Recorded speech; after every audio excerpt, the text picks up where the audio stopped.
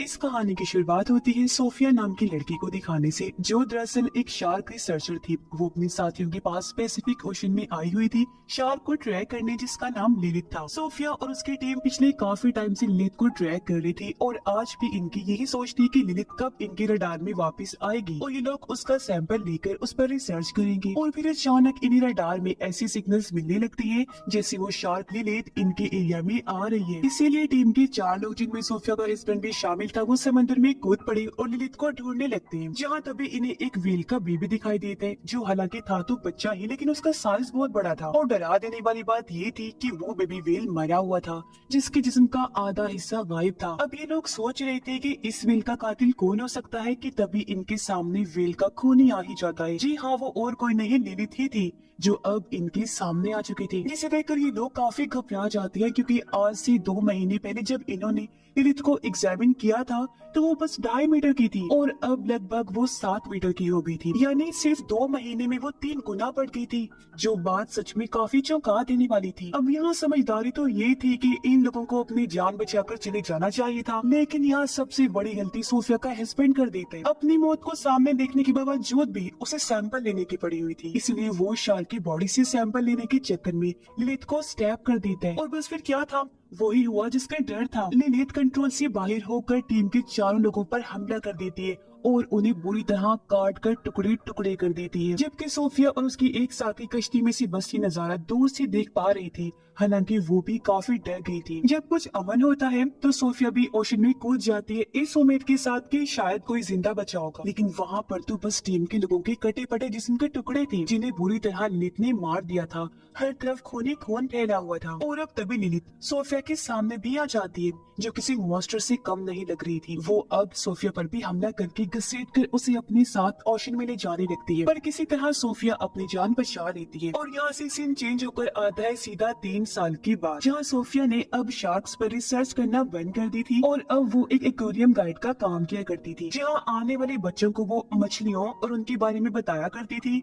जो चीज बच्चे काफी इंजॉय भी करते थे। अब यहीं पर हम एक लड़की मीका को देखते हैं, जो एक मरीन एक्टिविस्ट थी, समंदर के बारे में रिसर्च और जानकारी रखने और देने वाली। वो एक कंपनी को चला रही थी जिसका नाम सेवियर्स ऑफ सी था, जिनका काम ही मरीन लाइफ को बचाना था, यानी समंदर में रहने वाले हर क्रिएचर की हिफाजत करना उनकी जिम्मेदारी थी। अब मीका सोफिया से जाकर मिलती है, जिसे वो अपने हेडक्वार्टर ले आती है और उसे दिखाती है कि लिलिथ शार्क, जिस पर सोफिया कुछ साल पहले रिसर्च कर रही थी, वो कुछ ही टाइम में पेरिस के एक रिवर में आ रही है, यानी कि इनके शहर के ही रिवर में, और बस पेरिस के रिवर में एंटर होने ही वाली। इसीलिए मीका यहाँ चाहती है कि सोफिया लिलिथ को एग्जामिन करने में उनकी मदद करे, जिस पर सोफिया कहती है कि ये कोई बड़ी बात नहीं है, अक्सर शार्क्स मौसम की बदलने की वजह से एक जगह से दूसरी जगह चली जाती हैं। और हाँ, पैसिफिक ओशन से रिवर में आना थोड़ा मुश्किल है। लिलिथ तो क्या, कोई भी शार्क रिवर के ताजा पानी में सरवाइव नहीं कर सकती, इसलिए वो यहाँ आने से पहले ही वापस लौट जाएगी। अब इस वजह के साथ साथ सोफिया का सदमे से भरा माजी भी था,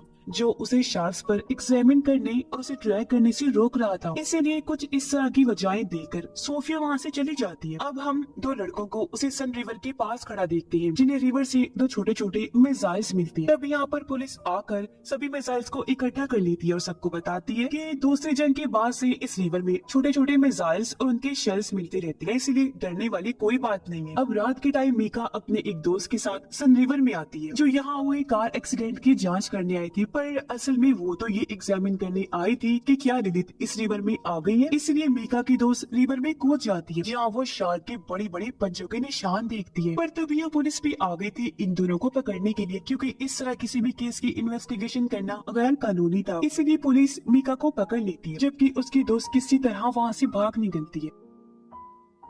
अब हम सोफिया को देखते हैं, जो अब लिलिथ को ट्रैक कर पा रही थी और उसे पता चलता है कि हाँ, लिलिथ सन रिवर में आ चुकी है। अगली सुबह पुलिस उस आदमी की लाश रिवर से निकालती है, जिसकी कल रात कार एक्सीडेंट में मौत हो गई थी। अब लाश की हालत भी देखकर सब लोग काफी डर जाते हैं, क्योंकि उसकी लाश का आधा हिस्सा गायब था। उसे देखने से साफ लग रहा था जैसे किसी बड़े से जानवर ने इसकी लाश को खाया है। अब यहाँ रिवर के बाहर ऑफिसर्स के साथ सोफिया और मीका भी थी, और सोफिया साफ लफ्जों में उन्हें बता देती है कि ये काम और किसी का नहीं बल्कि लिलिथ का ही है, और अब हमें शार्क को रोकना होगा अगर हम चाहते हैं कि लोग इस तरह शार्क के हाथों ना मरे। पर यहाँ मीका इस बात को गलत अंदाज में कुछ यूँ समझ लेती है कि अगर हम चाहते हैं कि शार्क लोगों को ना मारे तो हमें शार्क को मारना होगा। उसे लग रहा था कि ऑफिसर्स सोफिया के साथ मिलकर शार्क को मार देंगी, तो बस इसीलिए वो शार्क को बचाने के काम पर लग जाती है, क्योंकि जाहिर है वो मरीन सेवियर है, समुद्री क्रिएचर को बचाने वाली, तो इसीलिए वो ऐसा करे। पर सोचने वाली बात तो ये गलत ही है कि एक शार्क लोगों को मार रही है लेकिन वो उसे बचाना चाहती है। अगले दिन ऑफिसर्स और सोफिया सन रिवर में आ जाती है। उनका प्लान था कि वो रिवर में जाकर सीधा शार्क को पकड़ लेंगे। तब सोफिया शार्क को ट्रैक करने में उनकी मदद कर रही थी। सब कुछ ठीक ही चल रहा था।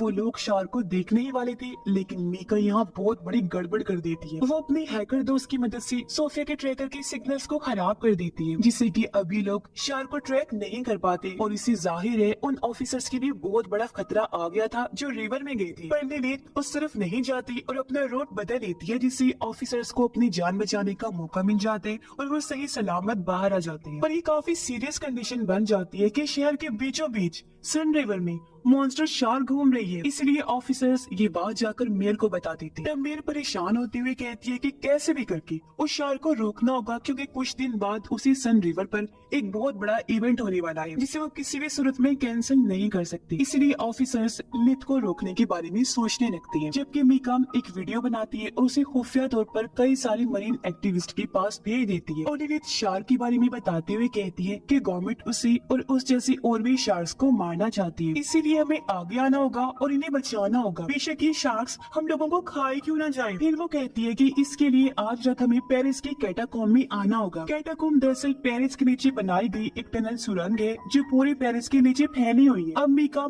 अपना पूरा प्लान अपने साथियों को बता तो देती है, लेकिन उससे पहले उसकी एक दोस्त पुलिस के पास पहुंच गई, उन्हें इस खुफिया प्लान के बारे में सब कुछ बता देती है। जहां उन लोगों को पता चला कि इस टाइम शार्क पेरिस के कैटाकॉम्ब में ही है। फिर जैसे ही रात हुई मीका उन मरीन एक्टिविस्ट के साथ कैटाकॉम्ब आ जाती है, जहाँ सोफिया और ऑफिसर्स भी आ गए थे, क्योंकि उन्हें भी मीका के प्लान के बारे में पता चल गया था। यहाँ ऑफिसर्स और एक्टिविस्ट के बीच बहस होने लगी, जहाँ तभी मीका कैटाकॉम्ब रिवर में कूद जाती है, क्योंकि वो ये दिखाना चाहती थी कि शार्क्स इंसानों के लिए खतरनाक नहीं है। और फिर तभी वहाँ एक शार्क आ जाती है जो लिलिथ तो नहीं थी, जिसके साथ वहाँ और भी कई सारी शार्क्स आ जाती है। और बस फिर क्या था, शार्क ये साबित करती है कि सच में शार्क्स इंसानों के लिए बहुत खतरनाक है और इंसानों को तो नहीं छोड़ती। वो मीका पर बुरी तरह हमला कर देती है और उसे बहुत बुरी मौत देती है, यानी उसके जिस्म के टुकड़े टुकड़े हो जाते हैं, जो देखकर सारे मरीन एक्टिविस्ट घबराते हुए इधर उधर भागने लगती हैं। और उनका फजूल सा जो प्लान था मरीन की लाइफ को बचाने का, वो पूरी तरह तबाह हो गया था, क्योंकि उन्हें एहसास हो गया था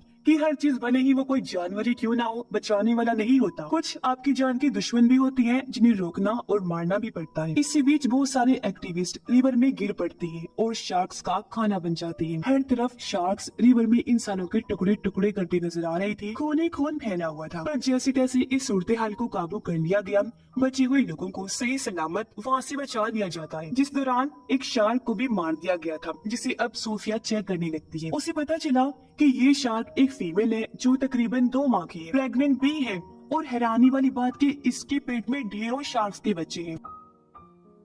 पता चलता है कि शार्क एक ऐसे प्रोसेस से बच्चे पैदा कर रही है जिसमें वो एक टाइम में बहुत ज्यादा बच्चे पैदा करने के काबिल होती है, वो भी बहुत ही जल्द छोटी उम्र में, जो चीज बहुत खतरनाक है क्योंकि ऐसे इनकी तादाद बहुत ही कम टाइम में बढ़ सकती है। और तो और ये ताज़ा पानी में भी सरवाइव कर सकती है, जो चीज इन्हें इनकी माँ लिलिथ से मिली, जिसने क्लाइमेट की मुश्किलात को झेलते हुए फ्रेश पानी में जीना सीख लिया था। ये लोग अंदाजा लगा लेते हैं कि ये शार्क्स हजारों की तादाद में हो सकते हैं जो सारे कैटाकॉम्ब में रह रहे हों। इसीलिए वो फैसला करते हैं कि हम कैटाकॉम्ब में धमाके करेंगे जिससे सभी शार्क्स वहीं मारे जाएंगे। अब अगले दिन वो स्विमिंग इवेंट आ जाता है जहाँ एक टाइम में बहुत सारे लोग रिवर में स्विमिंग करेंगे, तैरेंगे, क्योंकि ये बात लोगों को नहीं बताई गई थी। मेरे को शार्क्स के आने का खतरा था, लेकिन वो इवेंट को अपने फायदे के लिए कैंसिल नहीं करती, बल्कि ऑफिसर्स और ट्रेन मरीन को रिवर में उतार दिया गया। वो निगरानी करने लगती है, जहाँ रिवर की एक साइड पर काफी बड़ा जाल बांध दिया जाता है ताकि अगर कोई शार्क इस तरफ आए तो उसमें फंस जाए। जबकि सीनियर ऑफिसर सोफिया और अपने साथियों के साथ कैटाकॉम्ब में आ गया था, क्योंकि वो वहाँ की मेन जगहों पर धमाके करने वाले थे। सब अपनी अपनी जगह पर पहुँच गयी। सीनियर ऑफिसर और सोफिया एक साथ थी। वहाँ अंधेरा था। जैसे सीनियर ऑफिसर ने फ्लैश लाइट ऑन की, हम बहुत ही डरावना सीन देखते हैं। ऑफिसर के चारों तरफ हजारों की तादाद में छोटे छोटे शार्क्स के बच्चे घूम रहे थे, जिससे वो काफी घबरा जाते हैं, क्योंकि हालांकि ये बच्चे थे लेकिन इतने ताकतवर थे कि किसी के भी टुकड़े टुकड़े कर सकते थे, क्योंकि छोटे होने के बावजूद इनका साइज काफी बड़ा था। सभी बॉम्ब्स को अपनी अपनी जगह पर फिक्स कर दिया गया था, लेकिन बॉम्ब के फटने से पहले एक शार्क सीनियर ऑफिसर पर हमला कर देती है, पर वो किसी तरह बॉम्ब को ब्लास्ट कर देते हैं, जिससे हालांकि वो खुद तो काफी जख्मी हो गया था, लेकिन शार्क के कुछ बच्चे मर जाते हैं और सीनियर ऑफिसर को ऊपर खींच लिया जाता है। अब जब सोफिया वापस नीचे रिवर में जाती है तो उसके सामने से लिलिथ गुजर रही थी, जो अपने बच्चों की लाशों के टुकड़े देखकर काफी दुखी हो गई थी और गुस्से में भरी हुई थी। और वो सोफिया को तो देख नहीं पाती, लेकिन गुस्से से भरी हुई उस जाल को तोड़ देती है और उस जगह आ जाती है जहाँ स्विमिंग रेस शुरू हो गई थी। अब लिलिथ यहाँ आकर एक आदमी की एक ही झटके में 2 टुकड़े कर देती है, जिससे हर तरफ अफरा तफरी मच जाती है। और तब यहाँ बहुत सारे शार्क्स भी आ जाते हैं, जो जाहिर है